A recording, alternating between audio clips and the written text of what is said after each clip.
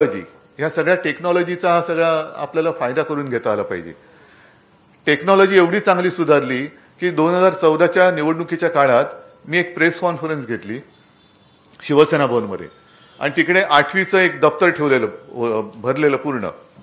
आणि मी प्रेसमधले असे सगळे प्रेसवाले होते, त्याने एकाला बोलवलं. त्यानं म्हटलं जरा हे दप्तर उचलून दाखव रे. तर त्याने उचललं. तो म्हणला नाही हे जड आहे. म्हटलं जड आहे ना. मग मी खिशात हात घातला आणि एक SD कार्ड काढलं आणि हे उचल.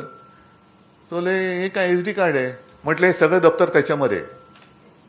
तो सगळा अभ्यासक्रम आहे तो त्या SD कार्डमध्ये मी टाकला होता आणि ते SD कार्ड आपण त्या टॅबमध्ये टाकलं.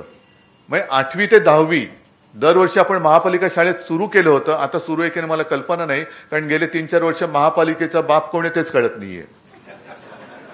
महापालिकेमध्ये काय चालले लुटालुटीच कोणाला कळत नाहीये. तर आपण ते दिलं आणि त्याच्यामध्ये सगळी शाळेची आपली अभ्यासक्रमाची पुस्तकं होती, ई-लर्निंग होतं, त्याच्यानंतर काही प्रश्नपत्रिका होत्या. ह्या सगळ्या गोष्टी आपण त्याच्यात दिल्या होत्या. आता ई-लर्निंगमध्ये मला वाटतं अभ्यंकर साहेब हे आता शक्य असेल तर बघा की काही गोष्टी ह्या अॅनिमेशनने तिकडे दाखवल्या होत्या.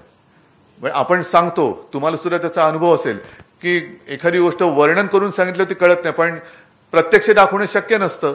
मग अॅनिमेशननी जर का दाखवली तर ते आपल्याला मुलांना पटकन कळतं, अरे हा हे असं आहे. तर ते जे काही ई-लर्निंग आहे ह्याचं सुद्धा फार महत्व आहे. आता ह्या टॅबलेटमधनं आपण ते केलं.